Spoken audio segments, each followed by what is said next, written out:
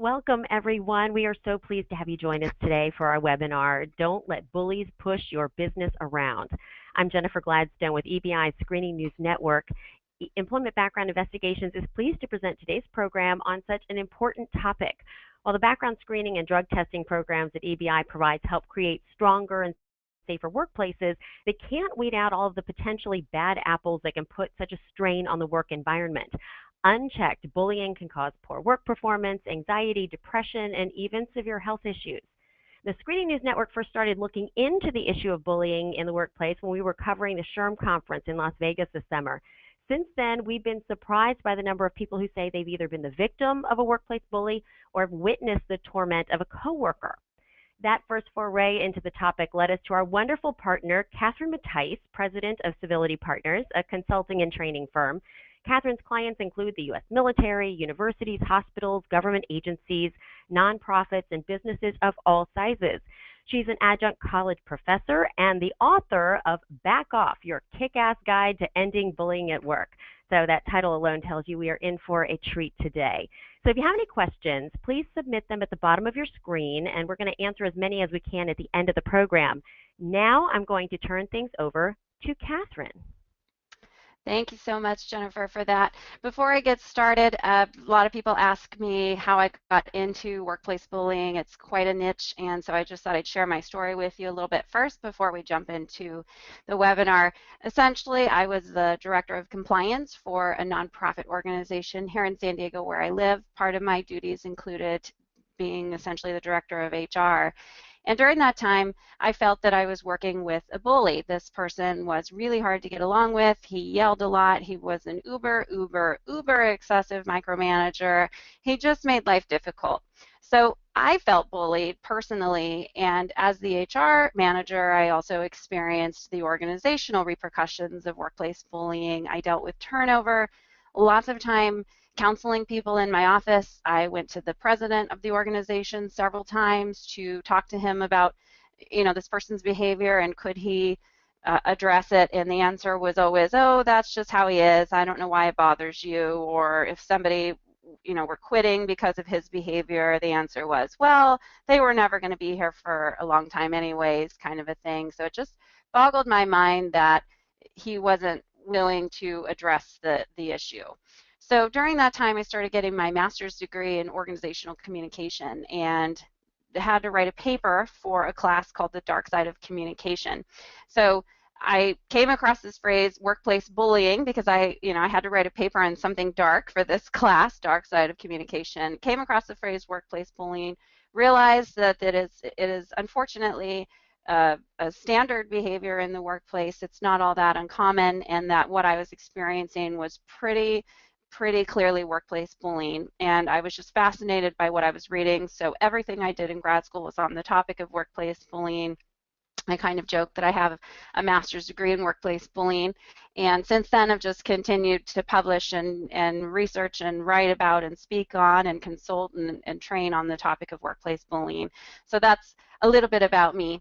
So today we're going to cover just a little bit about what bullying is, and then we'll talk about the damage bullying causes. I'm going to help you create a business case so that you can take this problem of bullying and your solutions to bullying to your C-suite and try to get them on board. I know from my own personal experience and in working with human resources that often that's the problem.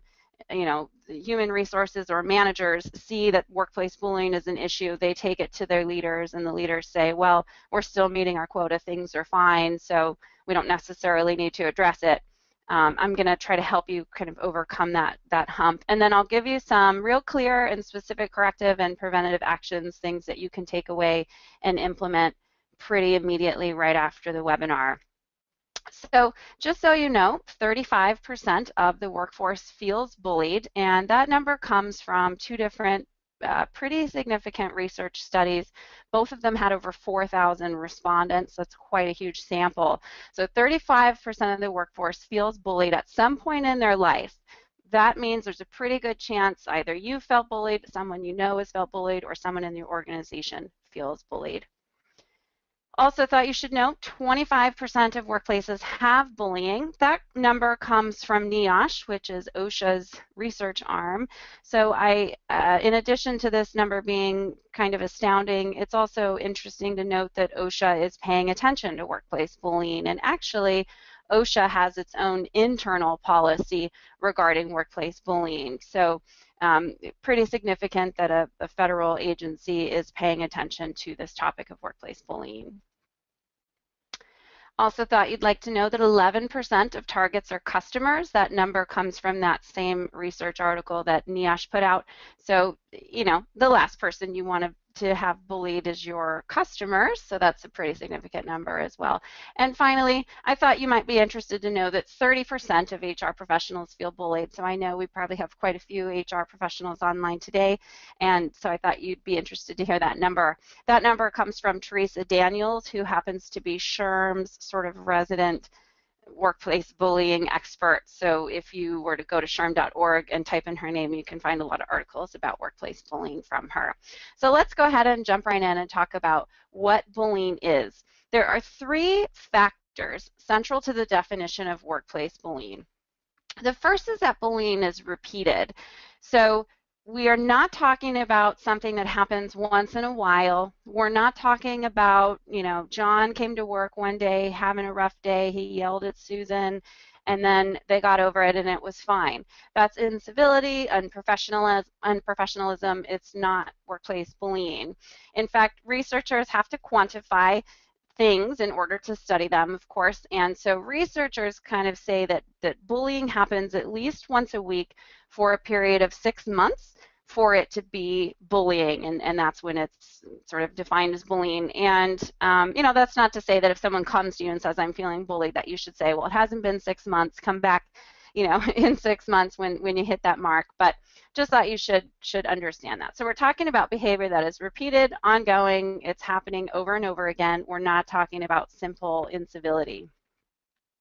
The next factor central to the definition of bullying is that it creates a psychological power imbalance. Now, this is what makes bullying different than conflict. I get that question a lot. How is this different? The answer is psychological power imbalance. In conflict, you have 2 people who, you know, they disagree, but they both feel heard, and that's conflict. In bullying, one person feels pushed down by the other person, and so that person does not feel heard. And you could actually equate, and several researchers have equated workplace bullying to something more like domestic violence rather than conflict. So there is this power imbalance that leaves the target feeling afraid and scared and belittled. So the way bullying unfolds is there's this initial bullying incident. The bully maybe rolls their eyes in a staff meeting or pushes on the target in some way. You know, maybe they send a nasty email, some minor behavior. For whatever reason in that scenario, the target doesn't speak up for themselves. So maybe they just say, oh, this person's probably having a bad day, so I'll let it go. Or maybe they don't even really notice. You know, for whatever reason, the target doesn't stand up for themselves. So in that instant, the bully recognizes more subconsciously than consciously that they can sort of push on this person, and the person's not going to push back. So the bully pushes again. And again, the target says nothing, doesn't speak up for themselves. So the bully pushes again, and again, the target doesn't speak up. So over time, the bully begins to push more and more, and it's more and more often, more and more aggressively, and eventually this relationship unfolds like a crescendo where the bully recognizes I have power over this person, and the target recognizes this person has power over me. So the bully and the target are aware of this psychological power imbalance. And this is also the reason conflict resolution or a conflict mediator is not the appropriate resolution to workplace bullying, because, you know, you wouldn't ask a victim of domestic violence to sit in on a conflict mediation meeting with their abuser, and you should not ask the target of a workplace bully to do that either. The third factor central to the definition of workplace bullying is that it causes harm to targets and witnesses. So people who self-identify as being bullied, targets, those people experience fear, anxiety, depression, unhappiness. They cannot sleep at night. They're not eating well. They're stressed out. It's no secret that stress causes physical problems. So targets are experiencing heart disease. Their PTSD is associated with being bullied at work. So the same thing that you can get when you go to war as a soldier is the same thing you can get at work. That's pretty astounding. Lots of research focused on workplace bullying and PTSD. So people who feel bullied are afraid to go to work. They're sort of caught like a deer in headlights. They don't know how to solve their problem, and it creates some major psychological and physical problems for them. And I want to make it clear that it's also witnesses who experience that. So just because someone does not self-identify as a target, it does not mean that they're not harmed by this behavior. So if I go to work every day and I can see that John is picking on Susan pretty regularly and that nobody's stepping in to help Susan, and I'm afraid to step in to help Susan, of course that's going to bother me. And I too am going to be afraid and anxious and concerned and feel stressed out. So it's not just targets that are damaged by the workplace bullying, it is witnesses as well. So it is a behavior that absolutely needs to be stopped. So with that in mind, I also like to give some examples of bullying behaviors. Definitions are nice, but examples are even better. So after reviewing a lot of different surveys that researchers use in studying workplace bullying, I realized that there were themes inside these surveys, and in the end, workplace bullying behaviors can be broken up into 3 buckets. The first bucket is aggressive communication. So this is communication that you can see, nasty emails, getting in someone's face. Actually, I was a subject matter expert on a court case for Walmart or against Walmart, and the bully would go up to his targets and he would actually put his finger in their nose and like fish hook them so that they couldn't walk away or back away from him. And I think at that point, since there's touching, we're crossing over into workplace violence. But getting in someone's face, fish hooking them in the nose, that's aggressive communication. It's something that everybody can see.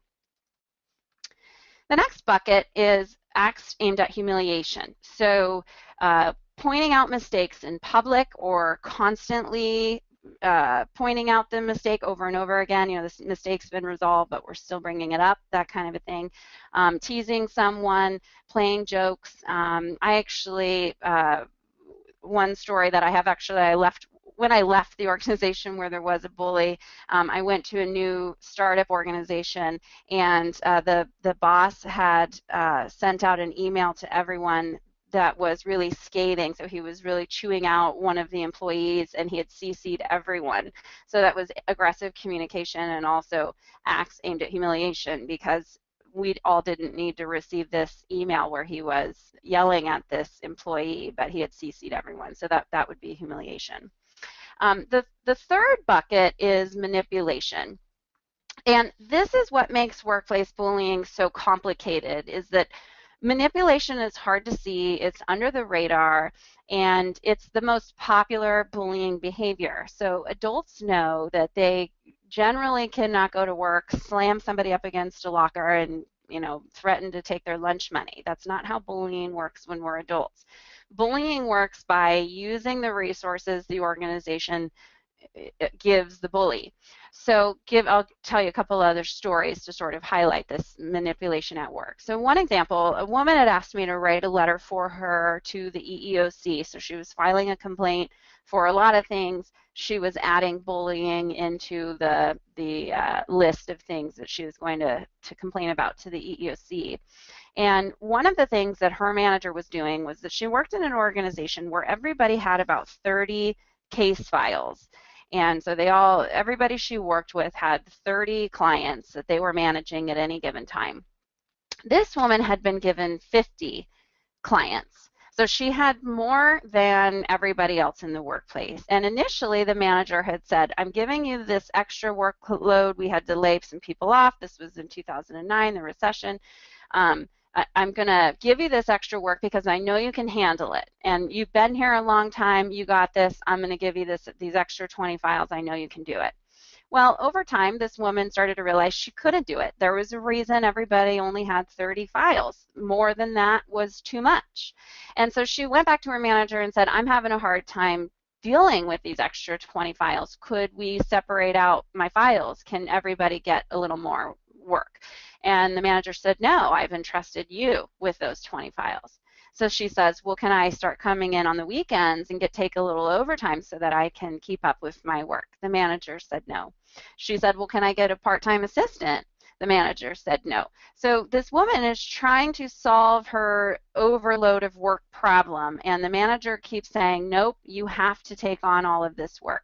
So then performance evaluation time comes around, and the woman is marked as not performing, that she's unable to keep up with her work, and therefore she was being recommended for a pay cut.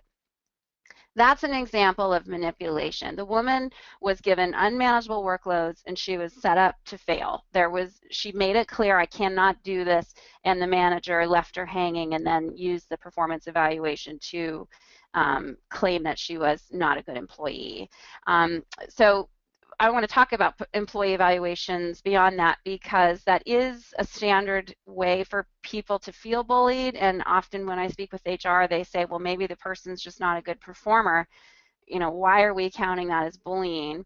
So another story, I had a conversation with a woman who worked at a community college, and she had worked for this college for about 20 years and had always received really good evaluations from her managers. She'd had 5 of them over the course of that time. And, she wasn't perfect, but she'd essentially done well year after year. Well, she got a new manager, and this new manager told the woman on her performance evaluation that she was not a good performer, and she actually was recommended for demotion. And the reason that's bullying is this bully left this woman hanging. So the performance evaluation did not say, here's what you're doing well. It did not say, here's what you're not doing well, and here are the resources and the things we're going to do to fix your performance. She wasn't given a performance improvement plan. Basically, the performance evaluation said, you stink as an employee, and that's about all it said. So this woman was given no other information about why, after 20 years of being told she was a good employee, all of a sudden she's being told she's not a good employee. Now, maybe her performance had dropped. I don't know. I didn't work with her. I didn't know her. Maybe this manager was holding her more accountable than previous managers. I don't know. I didn't work there. But I saw the employee evaluation, and the reason it was bullying, when combined with a lot of other behaviors, was that this woman was left hanging in the wind. She was not given the information she needed to improve, and that's what made it workplace bullying.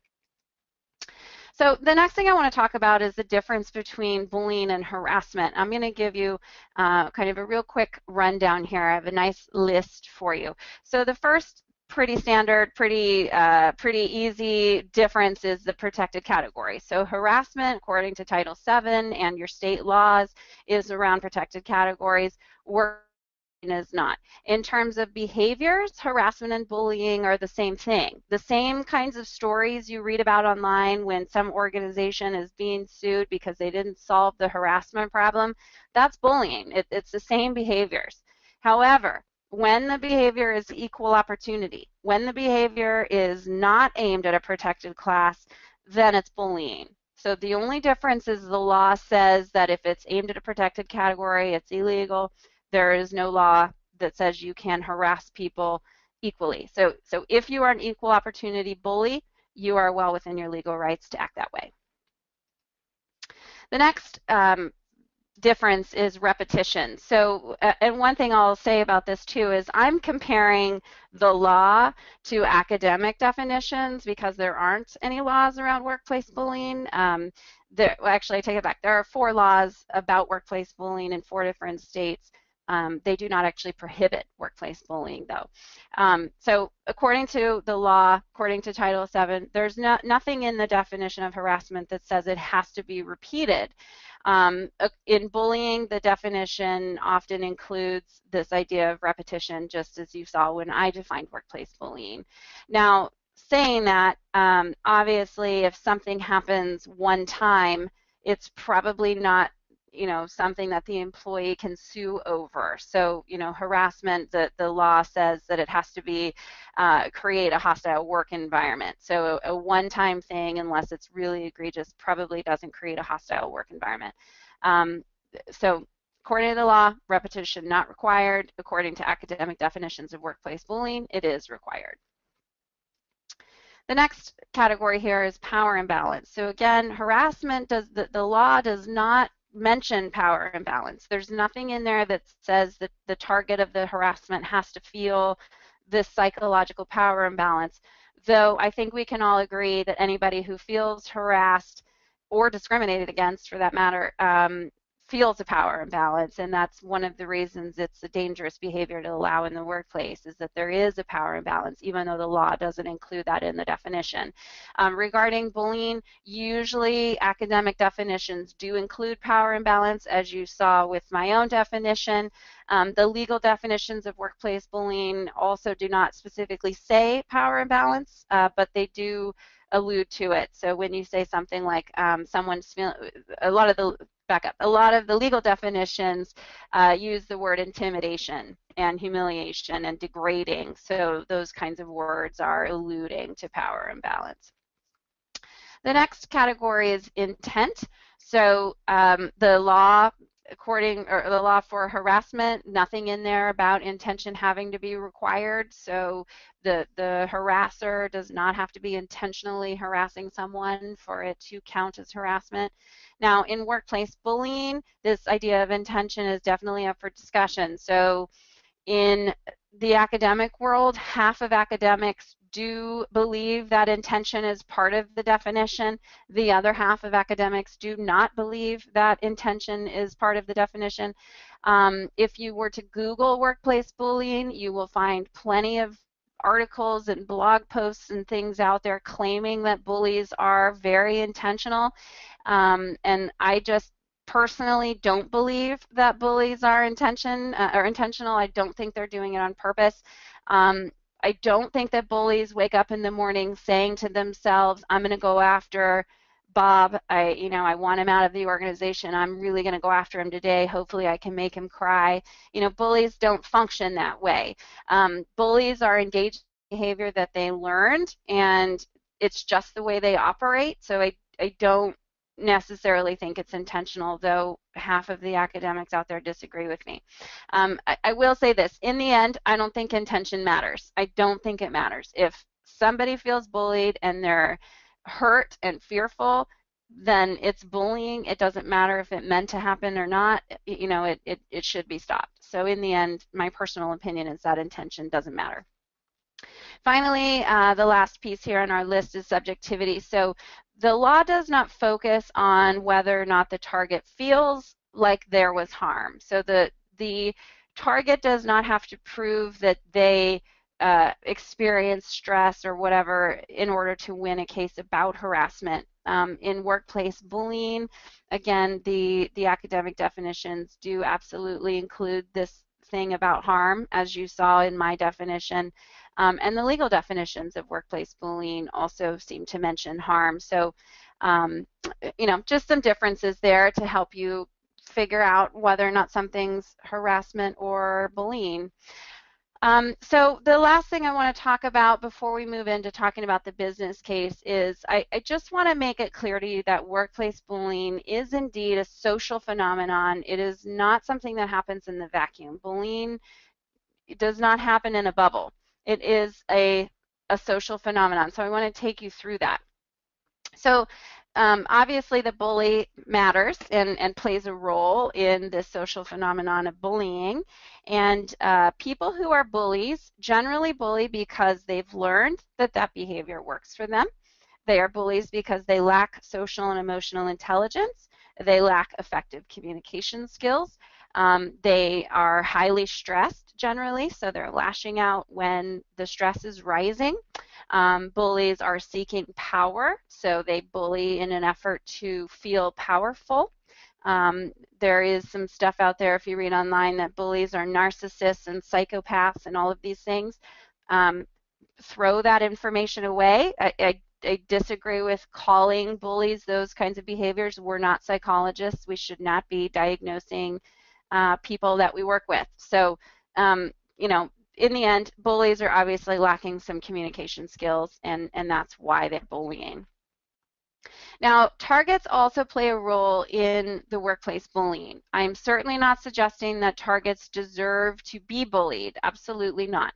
But there are some things that targets are doing or not doing that is kind of giving the bully permission to bully them. And the main thing is that targets are not speaking up for themselves. So targets, you know, as I said, there's these initial bullying incidents where targets aren't speaking up. And so the bullying begins to unfold, and this crescendo relationship unfolds because the target did not speak up. So targets are lacking assertiveness in that specific scenario. And, you know, using myself as an example, when I tell people that I've been bullied before, it's like, I cannot imagine you were bullied, Catherine. You are so assertive. You know, you definitely speak up. Sometimes, admittedly, maybe I overly speak up. But in that situation, for whatever reason, I didn't have the courage to speak up for myself. So in that scenario, I was not being assertive, and that's the reason that I felt bullied. The other thing you should know about targets is that they often are high performers. So bullies often go after people they feel threatened by. So if the target is a high performer or they're getting accolades from the leaders, the bully sees that as a threat and therefore, you know, sort of goes after them as a way to eliminate the competition. So beyond that, absolutely, organizational members play a role in the bullying as well. So my competitors, my colleagues, the other people in the workplace bullying space, they call organizational members bystanders. So you have organizational members, they're bystanders or witnesses, they see this behavior going on, and I like to use the word reinforcer. So what I think is happening is that you have people who are observing one bully picking on a target and they're not saying anything. If you use the phrase or the word bystander or witness, it sounds like there's nothing they can do. But if you choose not to speak up, that makes you a reinforcer because you are making the decision not to speak up. So you are reinforcing the bully's behavior. So organizational members are reinforcers because they're not putting a stop to the workplace bullying. So they are supporting the bully and they are damaging the target by not speaking up. On the other side, the organization itself plays a role in the bullying. So if you're on this webinar because you're thinking there's workplace bullying in your organization, part of the problem is your organization's culture or the norms that have been created in your organization. So for example, if your organization is a high competition kind of an organization, you'll probably see some bullying. If your organization is really bureaucratic, you'll probably see some bullying. If your organization has a major hierarchy, you know, where your organization is focused on the hierarchy and the power distance between managers and subordinates, you'll probably see some bullying. If you have an organization where you have a lot of tenured employees or people who have been there for a long time, there's bullying. People who are really smart, they tend to bully. So if you have a lot of intelligent people in your organization, there may be some bullying. So with all this in mind, there are actually three industries that really have bullying quite a lot, or we see a lot of bullying in those industries, and that would be government, healthcare, and education, because those three industries seem to kind of highlight all of the qualities I just shared. Any industry, any organization is sort of open to having bullying, but those three industries seem to, we just seem to see it a lot there in those industries. And then, of course, the organization is supporting the bully and damaging the target because of the way that the organization is. And meanwhile, the bully is not doing anyone any favors. So the bully is damaging the members or the reinforcers, and the bully is damaging the organization as a whole. So that is my definition of bullying, wanted to give you some information there. So let's move into talking about the business case for solving it. So there are no laws that require you to put an end to workplace bullying. Utah, Tennessee, and California have laws about workplace bullying. None of those states actually prohibit the behavior. So you have three options. You could do nothing because the law says you don't have to do anything. That's option A. You could create a policy, you could investigate complaints about bullying but not have a policy about it. Or you could have a policy, enforce the policy, and investigate complaints that come as a result of that policy. But in order to do option C, which is obviously the option I recommend, you're going to have to get your leaders on board. So you're going to have to make a business case for solving workplace bullying.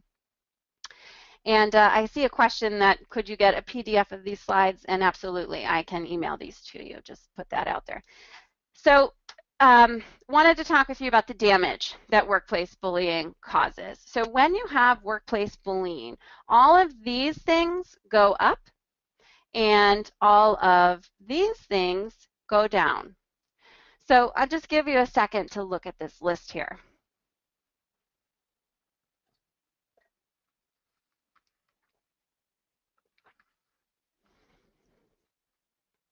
So you've got time wasted. People spend a lot of time chatting about workplace bullying. In fact, the Canadian Safety Council found that when people feel bullied, they spend 52% of their day talking about workplace bullying and not working. That's over half their day. And who are they talking to? Other employees. So lots of wasted time. You have employee turnover. People leave because they feel bullied. In fact, the researchers have found that people only put up with bullying for about 2 or 3 years before they leave.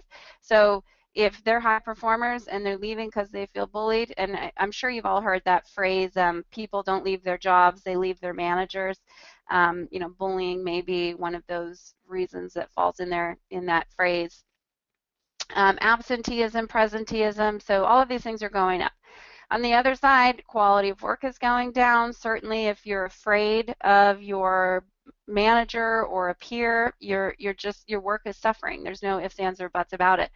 I'll tell you actually my own personal experience. As a director at this organization, obviously I needed to get information sometimes from other directors in order to make decisions. Well, this person and I were both directors. We both reported to the president. If I needed to make some kind of decision that involved this bully, I would rather not talk to the bully. I would rather make a bad decision than talk to him because I was afraid of him. And talking to him required a lot of courage and extra effort that I didn't want to put in. So, I was making decisions sometimes without all of the information I needed because it was easier that way. I'd rather make a bad decision or make a mistake than to go and ask this person for information. So one example of my work quality going down because I'm operating without all of the information I need. Obviously, people are unsatisfied if they're afraid of their peers. People can't learn from other people in the organization if they're afraid. You can't be innovative and brainstorm and creative if you feel bullied. So here's a nice long list of things that are wrong when there's workplace bullying. How do you turn that into a business case? Well, what I recommend is you literally sit down at your computer, open up a blank Excel sheet, and just start trying to figure out what are some of the costs and just spend some time brainstorming. So for example, if you have dealt with people quitting because of a bully, then that obviously costs the organization something. Figure out what your hourly rate is and how many hours you've spent dealing with turnover as a result of people leaving, and there's a number for you. If the bully is bullying with high demands or unmanageable workloads, there's probably some overtime that you've been paying as a result of those unmanageable work demands. You lost a client because people, aren't performing, or maybe the bully bullied the client. So, the best thing you can do in terms of creating a business case that doesn't cost you anything, just sit down and brainstorm. Figure out, using this list that I gave you, what does the bully cost us, and it may not be wholly accurate, but it'll be a good educated guess. The other answer, or the other thing you can do, is what's called a prevalence audit. And a prevalence audit essentially asks, employees and managers in your organization, do you feel bullied? And it's more complicated of a survey than just the one question. But a prevalence audit is a very cost-effective way to make a business case. So if you're not able to get the okay from your leaders to do a full-blown solution to workplace bullying because the leaders feel like it's going to cost a lot of money and time and resources, you might be able to prove to them that there really does need to be something done if you can do the prevalence audit. So there are kind of two kinds of prevalence audits, so I'll just share one example. I did a prevalence audit for a manufacturing organization, and this organization actually worked in aluminum powder. So I'm not sure exactly what NASA and other aerospace companies are using aluminum powder for, but that's what they created, aluminum powder, and they sold it to aerospace companies. And when I talked to the CEO during this prevalence audit about what his vision for the organization was, the CEO said, my vision is to rule the world when it comes to powder. Those were his words. We're going to rule the world when it comes to powder. And when I did the prevalence audit, I asked everyone else about the vision, and they all really agreed that that was the goal, that everybody wanted to rule the world when it came to powder. Well, if you have a workplace bully, that behavior goes directly against the vision. You cannot rule the world when it comes to powder if you have bullying happening in the organization. The other thing that I learned during this prevalence audit was that this manufacturing plant was out in the middle of nowhere. So it was kind of one of those places where people graduated from high school and then they went on to work at this manufacturing plant because that's what you did in this town. And so they didn't have a lot of turnover because where else are you going to go? People grew up kind of assuming that that's where they were going to go and work. So they did not have a lot of turnover. People worked there forever. However, I do this prevalence audit, and I learned that half of the organizational members are thinking of leaving because of the bullying. They're so sick of it. They're willing to give up this sort of life's dream that they've had of being there forever because of the bullying. And so when I told the CEO about that, that was really a turning point for him, and it was like, okay, we absolutely do have to do something about the bullying. I believe in you. I believe it's a problem. I hear what you're saying. So that was one example of a prevalence audit that we did. So I've got my email address there. If you're interested on more about that information, I can absolutely, we can set up a time to chat. So after your prevalence audit, or after you, sit down and do your Excel sheet, you've got to figure out some solutions to offer up to your leaders when you're talking about workplace bullying. So you're going to go to them and say, we have this problem of bullying. Here are some solutions I think we can implement. So I'm going to give you some of those solutions. Before we do that, I just kind of want to take you through my staircase here. The bottom line is that when you have a civil workplace, you get results. And there's no ifs, ands, or buts about it. That people feel respected and safe at work, they perform. And I'm not somebody who's saying everybody has to come to work and sing Kumbaya and skip through the hallways giving out flowers. It doesn't have to be this unrealistic vision of everybody loves who they work with. People just have to feel like they're valued, and they just have to feel like they're being treated with civility. And if you have that, then you have communication and relationships. So civility creates the opportunity for people to communicate with each other and build relationships with each other. And when people are communicating well and they have good relationships, then they're making good decisions, they're innovative, they're learning from each other.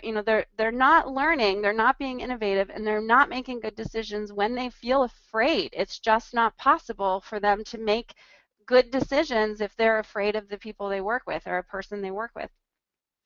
When you have good decisions, innovation and learning, then people feel engaged and motivated. So if people come to work and they feel like they're heard, that they're learning and being challenged every day, and that their decisions matter and that they're trusted to make decisions, then they're engaged and they're loyal. And that means that they're showing up to work. They're coming there and they're there to serve you.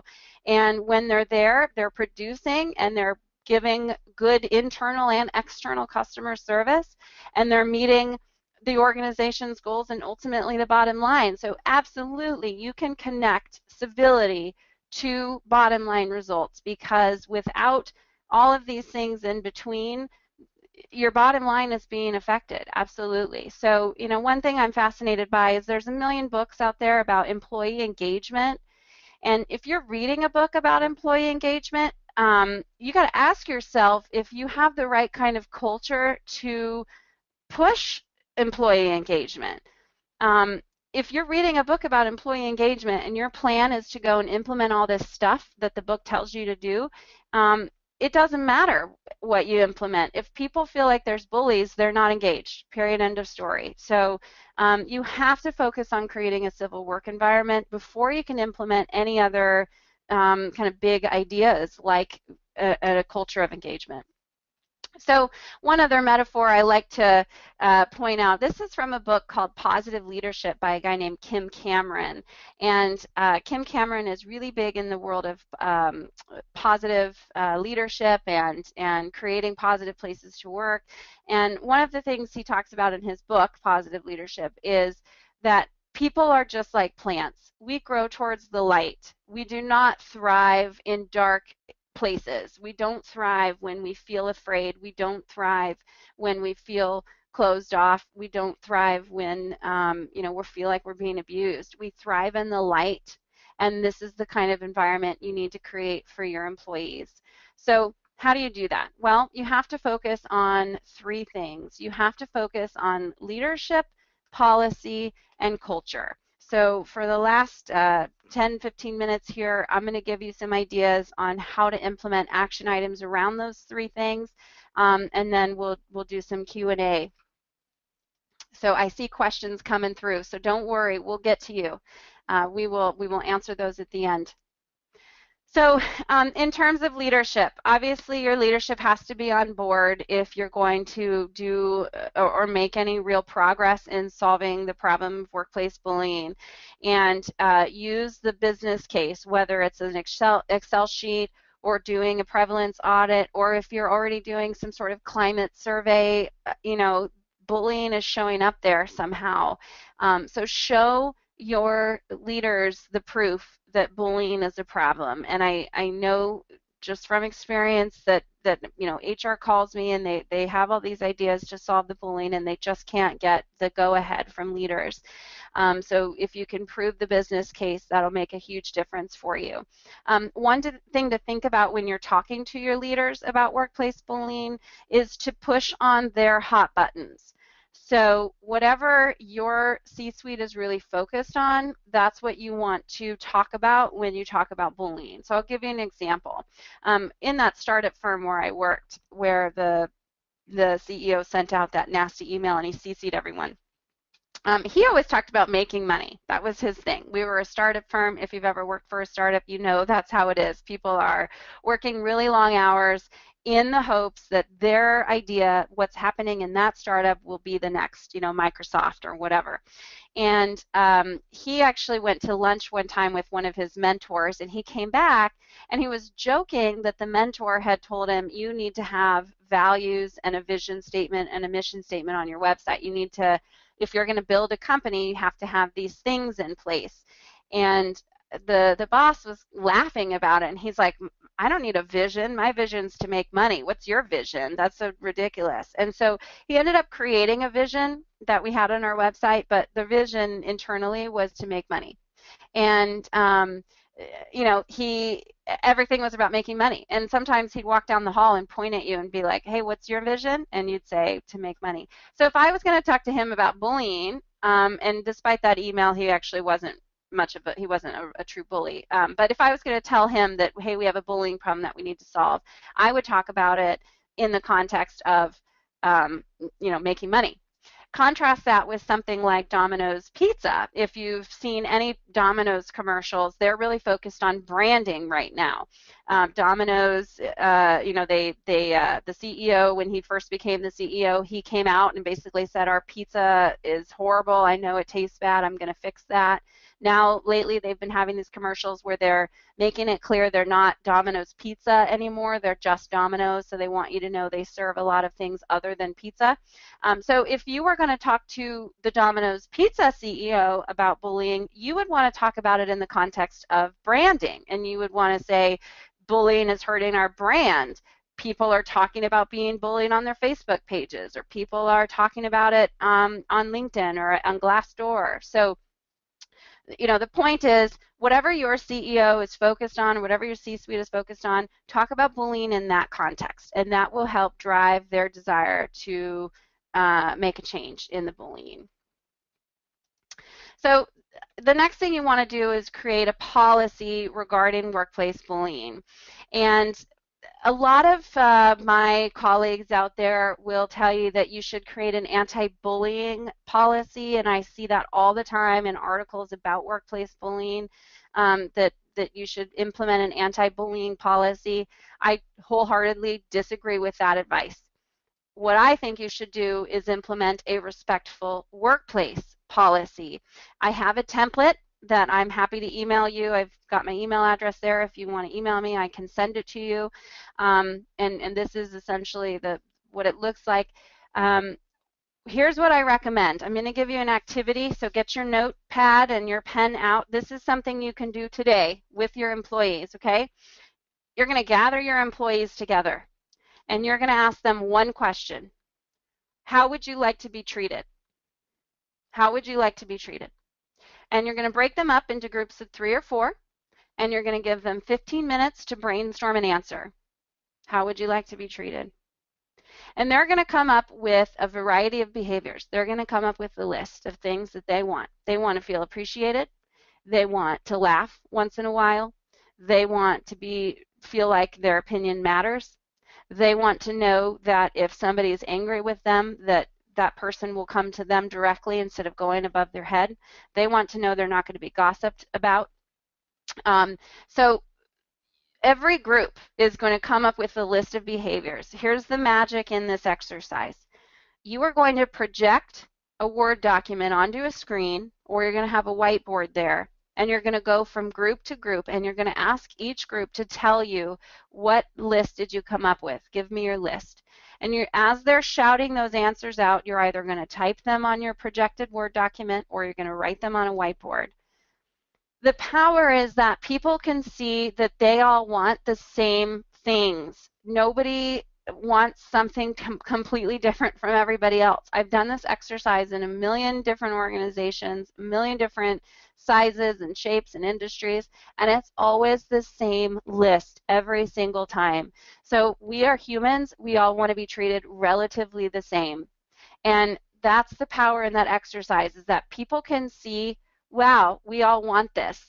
So then you take those behaviors you got from that exercise and you put them in your healthy workplace policy or your respectful workplace policy. Now you are holding employees accountable to something that they asked you for. They told you that's what they wanted.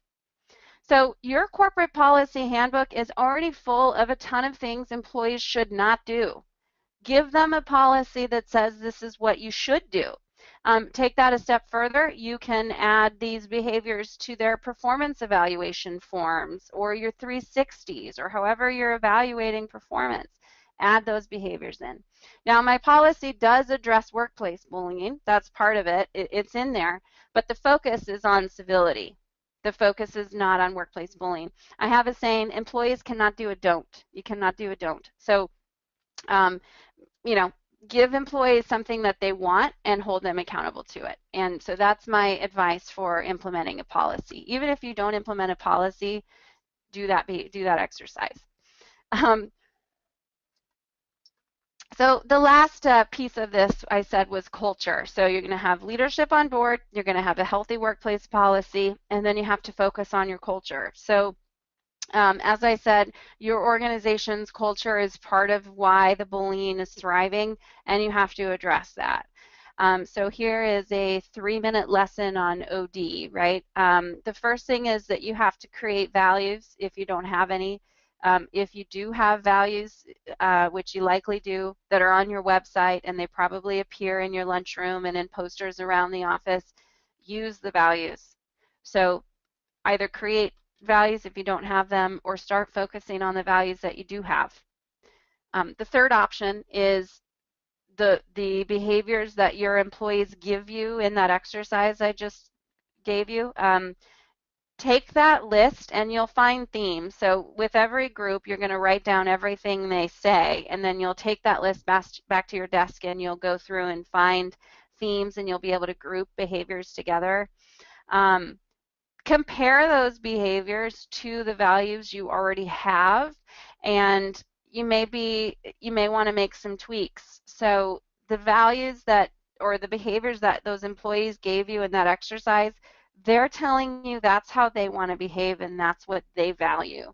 And so if you have a bunch of values that your C-suite created, 7 years ago, people may not buy into them, especially if they're not something you're really pushing. So the point is to use the values that you have, or be prepared to tweak some of your values so that they resonate with your employees, and hold people accountable to those values. So if you're a values-based organization, there'd be no room for bullying because everybody's being asked to live by the values. So, I guess what I'm saying is it's a little bit alarming sometimes when I talk to potential clients about how far the bullying has gone. It's kind of like, why haven't you held them accountable to your values? Why are they being allowed to act this way? So hold people accountable to their values, to your values. The next step in creating a culture of civility is to maybe create a social vision. So your organization has a corporate vision that's on your website, and that's the organization's vision as a whole. But you may want to have a vision for you internally. So it's a vision about the culture. So if you need to make a culture change, you probably have to have a vision about what that culture should look like 5 years from now. And I'll give you some examples. So I did some work with an organization who, they were a nonprofit, and what they did was, or their vision statement was to help people with disabilities become as much a part of the community as they were able. So their mission statement was to help people with disabilities thrive to whatever extent that each individual could thrive. And they realized when I was working with them and we were doing some trainings and things that they themselves were not thriving. They had bullying happening inside their organization, and that was putting a damper on their ability to thrive inside the organization. So they created the social vision, Thrive. That was their social vision. So they had their external mission and vision statements about where the organization itself was going, and then they had an internal vision about thriving, and so that everything could fall under this category of thrive. And it was like, well, if you're bullying people, you're not allowing them to thrive. So you're going against our social vision and you're going against our values, and we have to put a stop to your behavior. So that's one example. And then finally, you've got to create action items. So what I would recommend that you do is, figure out, maybe there's something you can, where each department gets charged with one of your corporate values, and ask that department, how are you going to live that value? Give me some action items, and then you can use that as a brainstorming. Maybe the next time you get together with all of your departments, next time you have your executive meeting, or your departmental manager meetings, talk to them about what are the action items we can implement around our values. So a values-based organization is living and breathing the values because they're constantly focused on the values. So everything you do has to be focused on your values. And so in the end, what I'm saying is that if you have an organization that's focused on civility and that's focused on your organization's values, there's no room for bullying. And there's no room for harassment or discrimination or any of the other negative behaviors that happen, because the values system simply doesn't allow it to happen. I'll give you an example. I was a subject matter expert on a case against the Dallas Fire Department, and I was deposed by the fire department's attorneys because they wanted to see if they agreed that I was an expert or not before they were going to let me participate in this trial.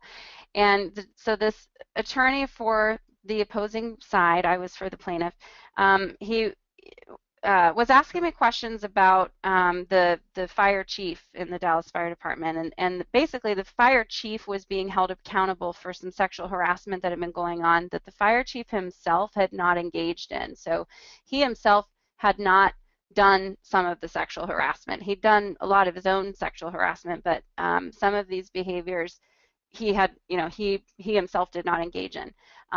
Some pretty egregious things happened, and so this attorney was asking me, well, how is it the fire chief's fault that this happened? He didn't do it. It wasn't him. And the answer is, if someone comes to work and they feel like they're well within their rights to sexually harass somebody else, they're doing it because they have implicit permission from the fire chief. So yes, he was responsible. And so, the leaders are responsible for the organization or for the culture. And so that's one of the reasons leaders have to be on board. But, if the fire department had been living by its values, there would have been no room for that kind of behavior. So that's what I'm saying. So in the end, this has to be an organizational solution. Just coaching the bully or just disciplining the bully is not enough to solve your bullying problem. Some other things you need to do in culture change is certainly training is useful, and I absolutely recommend you do some training on workplace bullying so everybody knows what it is and why it should not happen. But you can do a lot of training on other topics, related to civility in general, and just focused on more positive topics like effective communication skills, optimism, resilience. That's a great topic to do training on, resilience. Internal customer service. So, and you don't have to create some, $1 million training program to do this. You could charge each department with coming up with a training program around each of these topics. And let's do a lunch and learn, once a month. The accounting is going to do a training on stress management, and customer service is going to do a training on internal customer service, and whoever else is going to do a training on optimism and resilience, so that it doesn't have to be a major training where everybody walks away with thousands of pages of information about how to do these things. The point of the training is more to keep the conversation going than anything else. If you can, and it makes sense for you to do that, obviously attaching the learning objectives for these trainings to your performance management makes the learning stick. But in the end, if you can just use training as a way to keep the conversation going, at the very least, do that. The last tip I'll give you is suggest that your managers also get training on certain things beyond what we just saw. So managers need training on coaching bullies. Not all managers are equipped with the communication skills to coach a bully, and not all managers are good at performance management. So managers need to be trained on performance management so that and delivering performance evaluations so that they're A, not perceived as a bully, and B, are holding people accountable to the right kinds of behaviors. And then also managers need to be trained on how to manage the culture. How do you ensure that the corporate values are being lived inside your own department? And ultimately, managers should be held accountable for a civil work environment. Your managers, that should be part of what they're graded on.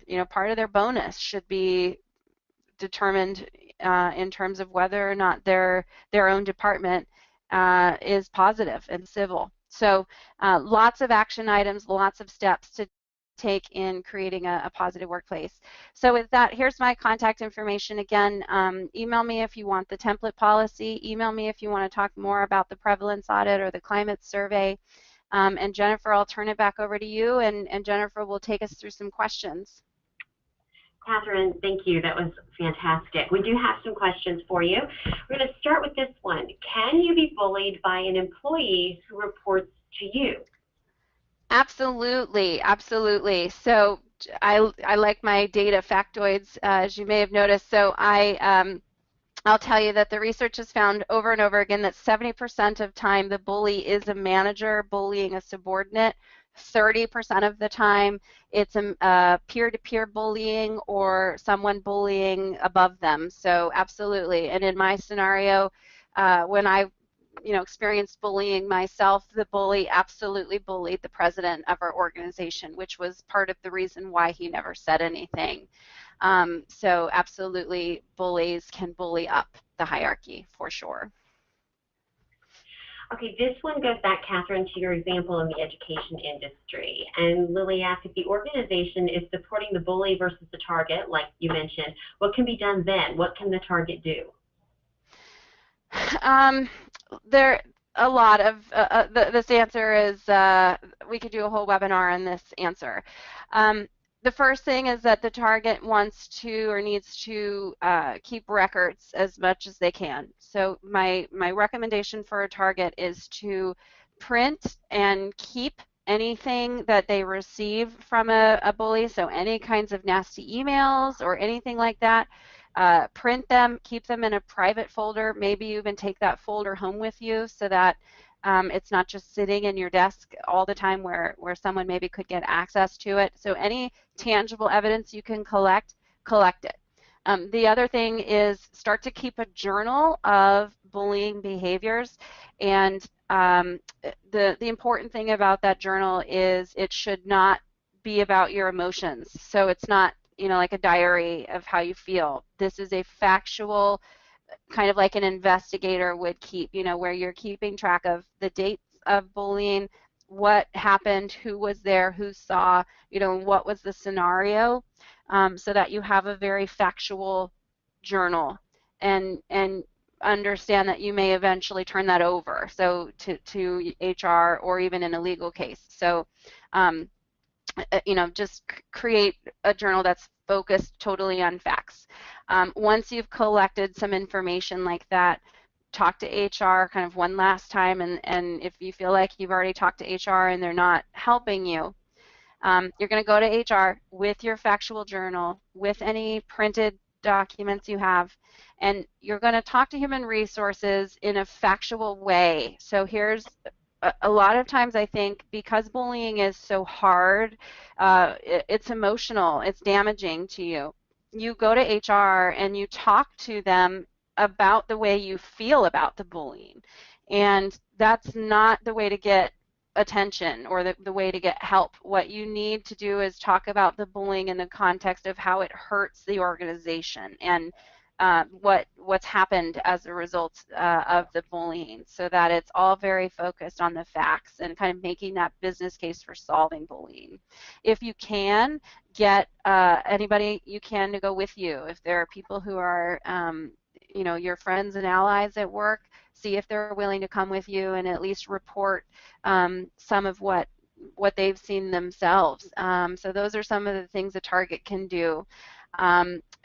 In the end, I hate to give this advice, but if your organization is not helping you, your dignity is worth so much more than your paycheck.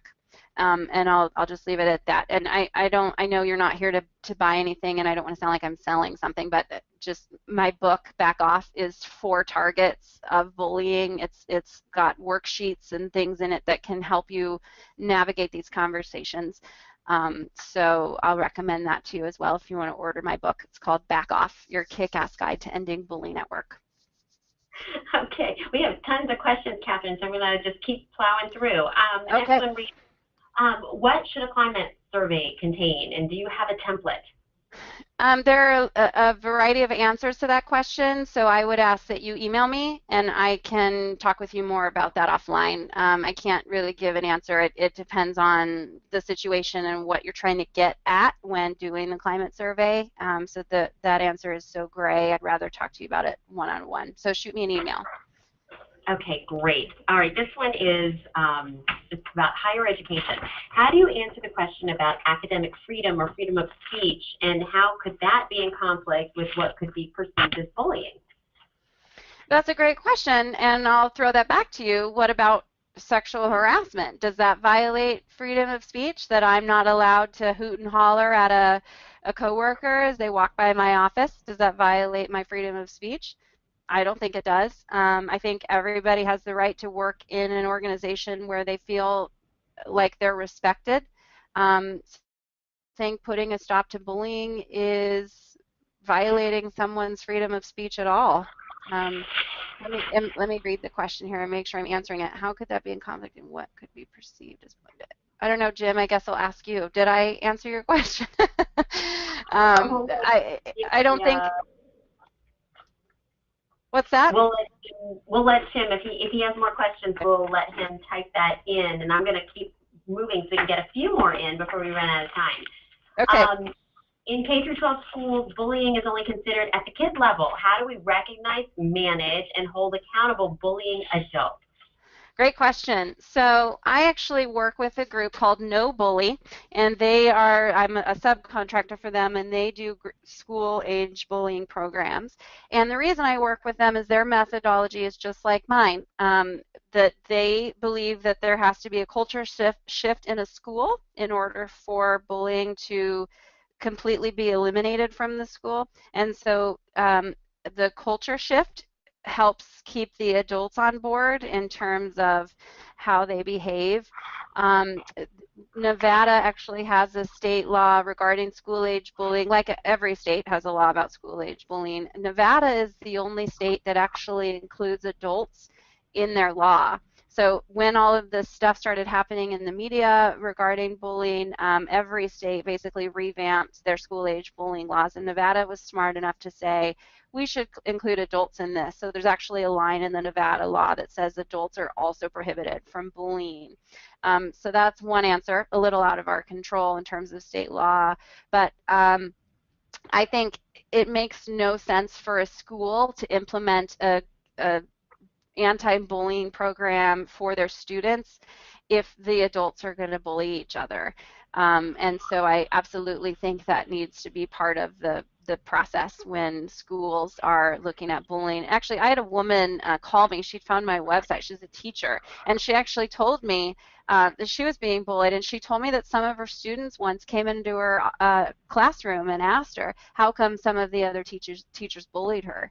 So the students absolutely were picking up on it. So everything that I just talked about here, you need to do that with adults in the K through 12 system as well. Absolutely. You know, Catherine, you've talked a lot about, how people feel and how they react when bullying's been going on for a long time. But any coaching points on how to make the bully aware of their behavior for the first time offender, the first time it was noticed, let's put it that way? Yeah, I would say one thing you can do is, depending on your relationship with them, is to sit them down and just have a real conversation with them. And it needs to be very fact-based. Again, you can't say things like, well, everybody feels this way about you. You have to say things like, yesterday I observed in the staff meeting that this is what happened, or, hey, Carrie brought to my attention that they're getting some kind of nasty emails from you, and I've seen the emails, and they do seem a little unprofessional, and it has to be very fact-based. I'll tell you that a lot of times people are really surprised when it's brought to their attention. They can't believe that they're perceived as a bully. I know that one of my colleagues, Laura Croshaw, she coaches Bullies. That's her business, and she said that people have cried sometimes when she talks to them about their behavior, and it's like they knew that it was kind of bad and people didn't, or that people sort of perceived them as abrasive, but they didn't realize just how damaging it was. Another option is to do a 360-degree review. So obviously you need to get their permission, but sit them down and say, hey, this is how you're perceived. And if they're not taking it in, then say, I'd like your permission to do a 360, and I'll just let people know you're doing some professional development stuff, and then get the evidence from the people around them and bring that back to them, and that can be really powerful. And in the end, you know, it's about communication skills. That's what has to be resolved. So talk with them about their communication skills, get them a communication coach if you need. There are people who specialize in coaching bullies that I can refer you to if you send me an email. Okay. Yeah, and there's so much. We're getting lots of. We may not get to everybody, but we'll keep working at it. The next one reads, any differences in how you address mobbing, mass bullying? In terms of addressing it, no. So just for everybody else online, mobbing is the word we use when we're talking about a group of people bullying one person, so like a clique bullying one person. And the answer is no. The everything I talked about today in terms of the tips, that will solve mobbing as well, because the point is that you're creating a civil work environment that does not allow negative behaviors to thrive. So if the cliques start popping up or the mobbing starts happening, same thing as if it's just one person. You go back to, this is violating our values and you can't act that way. Okay. This question reads, how does bullying play out in race and social justice situations? Could you elaborate, Patricia? I could maybe type in a little bit more. I don't fully understand your question. Okay, and you know what? There are going to be a couple, so maybe we can get to them offline. There's one more let's try to squeeze in. Might not have time for it, but I'll throw it out there. How would you manage a situation where the bully goes to CHRO to purposely damage target's credibility? The target was the HR head. So the target was the head of HR, and the bully went to the chief HR officer. That is, you know, the target needs to, again, keep that journal and stand up for themselves. I mean, I guess I would need a lot more information to kind of give more solid advice, because obviously that's manipulation. The bully beat you to the CHRO in talking about the behavior, so they've tainted your opinion or tainted whatever you might say about them as a bully. All I can say is hopefully your CHRO is what's the word, is open and open to your side as well, and isn't going to just leap right in there with what the bully had to say about you and take that on. But I would need a lot more information to kind of help you navigate that. My email address and my phone number are there online. So absolutely, any other questions you have, anything you need from me, email me, and we will set up a time to chat. Fantastic. And one, I'm not going to read the whole question. The crux of Michael's question is, it's got to be scary for a victim to come forward or for witnesses to come forward. How do you convince people that things are going to be protected and anonymous so they can feel safe coming to HR? Well, that's up to the HR to make it clear that everything is confidential and anonymous, right? So if you have a healthy workplace policy that does address workplace bullying, by putting that policy in place, you're saying, I'm open to taking those complaints, so I'm ready. And you know, you've got to be prepared to take those, and just like a harassment or a sexual harassment or a discrimination kind of complaint, it's not that different, you know. So whatever you would do to address a complaint about harassment, that's what you should do to address a complaint about bullying. The same procedures apply. You should do an investigation and all of that stuff. I just think it'll be better if you have a policy in place to do that. And I'll tell you, there's a couple groups that do apps where you can submit things to HR through an app and keep it anonymous and that kind of thing. So again, email me and I can give you some more information on those kinds of apps. Okay. You know what, Catherine, we are out of time. Unfortunately, this could go on forever, but we're going to let everyone get back to work. We're going to let everyone know that we are going to send you the complete presentation. We've recorded it. You're going to get the slide deck. And again, Catherine has put it out there. Call her, email her. She is ready to help. Catherine, thank you so much for this great information today. It was terrific. And everyone have a great day. I'm Jennifer Gladstone, and on behalf of EBI, thanks so much. Thank you.